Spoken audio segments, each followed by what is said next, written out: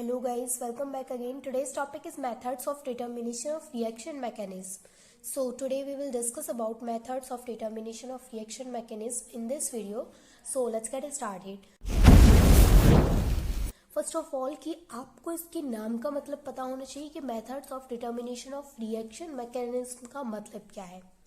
तो in this video हम पढ़ेंगे कि किसी भी ऑर्गेनिक रिएक्शन की मैकेनिज्म को किस तरीके से डिटरमाइन किया जा सकता है। यानी कुछ मेथड्स पढ़ेंगे उसको डिटरमाइन करने के, किसी भी ऑर्गेनिक रिएक्शन की मैकेनिज्म को, यानी कि उसकी क्रियाविधि को कि किस तरीके से वो हो रही है, उसके अंदर क्या क्या प्रोसेस हो रहे हैं। तो कुछ मेथड्स हैं इसके जो हम इस वीडियो में डिस्कस करेंगे। तो सबसे पहली बात कि किसी भी ऑर्गेनिक रिएक्शन की जो मैकेनिज्म होती है उसका ऑर्गेनिक केमिस्ट्री में बहुत बड़ा रोल है, यानी कि बहुत इम्पॉर्टेंट है वो ऑर्गेनिक केमिस्ट्री के लिए। तो अगर कोई रिएक्शन हो रही है तो भाई हमें उसकी मैकेनिज्म तो पता होनी चाहिए। अगर हमें किसी भी रिएक्शन की मैकेनिज्म पता है और हमें उसके ही सिमिलर, उसके ही जैसी कोई रिएक्शन करवानी है और हमें पहले से उसकी मैकेनिज्म पता है जो उसकी जैसी रिएक्शन थी, तो हम किसी हद तक जो दूसरी रिएक्शन हमारे पास है उसकी जैसी है उसकी मैकेनिज्म को बता सकते हैं। मतलब 95% हम उसकी मैकेनिज्म को बिल्कुल सही बता सकते हैं अगर हमें उसकी जैसी सिमिलर रिएक्शन की मैकेनिज्म पता है तो इस वजह से जो मैकेनिज्म होती है वो बहुत इंपॉर्टेंट होती है। तो ये जो हमारा टॉपिक है ये बहुत इंपॉर्टेंट है। तो चलिए स्टार्ट करते हैं कि मैकेनिज्म किस तरीके से पता कर सकते हैं, किस तरीके से डिटरमाइन कर सकते हैं और कौन कौन से मेथड के द्वारा डिटरमाइन की जा सकती है किसी भी ऑर्गेनिक रिएक्शन की। तो फर्स्ट ऑफ ऑल यहाँ क्या दे रखा है, mechanism of reaction has a great importance in organic chemistry. मतलब कि किसी भी रिएक्शन की मैकेनिज्म की बहुत ज़्यादा इम्पोर्टेंस है ऑर्गेनिक केमिस्ट्री में, बहुत ज़्यादा इम्पोर्टेंस है। मतलब कि टॉपिक भी इम्पॉर्टेंट है और रिएक्शन भी बहुत ज़्यादा इम्पॉर्टेंट है। रिएक्शन की मैकेनिज्म को पढ़ना भी बहुत ज़्यादा इम्पॉर्टेंट है। तो there should be following character while proposing the mechanism of reaction. मतलब किसी भी रिएक्शन के पास 3 कैरेक्टर्स होने चाहिए। किसी भी रिएक्शन के पास 3 कैरेक्टर्स होने चाहिए। कौन कौन से होने चाहिए? First, energy change can be explain by it. मतलब रिएक्शन के अंदर किस तरीके से एनर्जी चेंज हो रही है, बढ़ रही है, इंक्रीज हो रही है, डिक्रीज हो रही है, कितनी लग रही है, मतलब इस तरीके से जितनी भी एनर्जी चेंजिंग हो रही है उसके अंदर वो सब अच्छे से एक्सप्लेन किए जा सके, ऐसी रिएक्शन होनी चाहिए।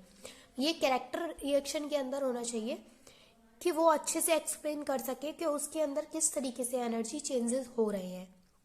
सेकेंड क्या है? सेकेंड है experimental observation can be explain by the uses of mechanism.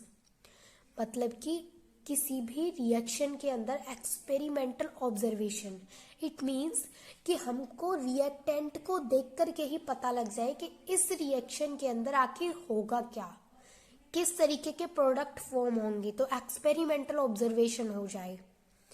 Third point क्या है यहाँ पर, थर्ड कैरेक्टर क्या होना चाहिए किसी भी ऑर्गेनिक रिएक्शन के अंदर? वो ये होना चाहिए कि अगर हम ये एक रिएक्शन कर रहे हैं और उसके अंदर जो भी मेथड्स यूज कर रहे हैं, जो भी प्रोसेस हो रहे हैं, तो अगर हमें उसी के सिमिलर यानी उसी के जैसी कोई और रिएक्शन मिल जाए करने के लिए, तो हम जो रूल हमने पहली वाली जो रिएक्शन की थी उसमें लगाए थे, यानी जो प्रोसेस हमने उसमें अप्लाई किया था उसको हम उसके सिमिलर जो हमारे पास रिएक्शन है, जो रिएक्टेंट है उसमें भी अप्लाई कर सकें। मतलब कि it can be applicable on similar type of reaction. अगर इस रिएक्शन को हमने इस प्रोसेस से किया है तो इसके जैसी जो भी रिएक्शन होंगी उसको भी हम इसी प्रोसेस से कर सकते हैं। इसका मतलब ये है कि सिमिलर रिएक्शन को भी इसी प्रोसेस से, इसी जो इसमें जो प्रोसेस लगाए हैं उनको अप्लाई करके उसके प्रोडक्ट को फाइंड आउट किया जा सके। तो ये थर्ड जो हमारे कैरेक्टर हैं वो एक रिएक्शन के अंदर होने चाहिए। तो आपको इतना समझ में आया कि methods of determination of reaction mechanism का मतलब क्या है। यहाँ पर हम पढ़ेंगे इसके मेथड्स, किसी भी रिएक्शन की मैकेनिज्म को डिटरमाइन करने के मेथड्स। सेकेंड चीज़, ये बहुत ज़्यादा इम्पॉर्टेंट है ऑर्गेनिक केमिस्ट्री में। थर्ड, कि किसी भी रिएक्शन के पास, किसी भी जो रिएक्शन हो रही है उसके पास ये 3 कैरेक्टर होने चाहिए। उसके पास ये 3 कैरेक्टर होने चाहिए, एनर्जी चेंज जो भी एनर्जी चेंजिंग हो रही है वो पता होना चाहिए हमें, एक्सपेरिमेंटल ऑब्जर्वेशन होनी चाहिए, और उसके ही जैसी जो रिएक्शन, अगर ये रिएक्शन में ये वाला प्रोसेस लगा है तो इसके जैसी जो रिएक्शन होगी उसमें भी यही वाला प्रोसेस लगेगा, मतलब इस प्रोसेस को हम उसके अंदर अप्लाई कर सकते हैं। इस तरीके की रिएक्शंस होनी चाहिए, तो ये 3 कैरेक्टर्स उसके अंदर होने चाहिए। तो देखिए यहाँ पर कुछ मेथड्स हैं जो हम पढ़ेंगे, मतलब ये हमारे पास कुछ 5 मेथड्स हैं जिनके थ्रू हम किसी भी मैकेनिज्म को, रिएक्शन की मैकेनिज्म को डिटरमाइन कर सकते हैं। तो फर्स्ट है हमारे पास यहाँ पर प्रोडक्ट एनालिसिस। प्रोडक्ट एनालिसिस से हम ये पता कर सकते हैं कि हमारी रिएक्शन की मैकेनिज्म है क्या। ठीक है, सेकंड है यहाँ पर determination of the presence of intermediate. Third है आइसोटोप इफेक्ट। फोर्थ है काइनेटिक स्टडीज एंड फिफ्थ है स्टीरियोकेमिकल स्टडीज। मतलब कि ये 5 टाइप्स के हमारे पास ये 5 मेथड्स हैं जिनके थ्रू हम किसी भी ऑर्गेनिक रिएक्शन की मैकेनिज्म को पता कर सकते हैं, बता सकते हैं।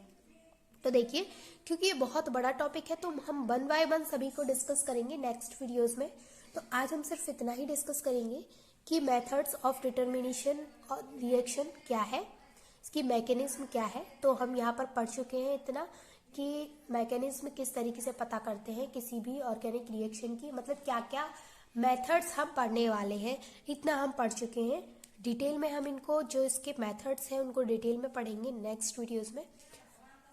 तो आई होप कि आपको ऑर्गेनिक रिएक्शन की जो मैकेनिज्म है वो कितनी इम्पॉर्टेंट है ये पता चल गया होगा, और उसके अंदर क्या क्या कैरेक्टर होने चाहिए। तो उसके अंदर 3 कैरेक्टर्स होने चाहिए, ये वाले 3 कैरेक्टर्स इसके अंदर होने चाहिए, और कौन कौन से मेथड के थ्रू हम किसी भी ऑर्गेनिक रिएक्शन की मैकेनिज्म को डिटरमाइन करेंगे, ये आपको क्लियर हो गया होगा। And thanks for watching this video.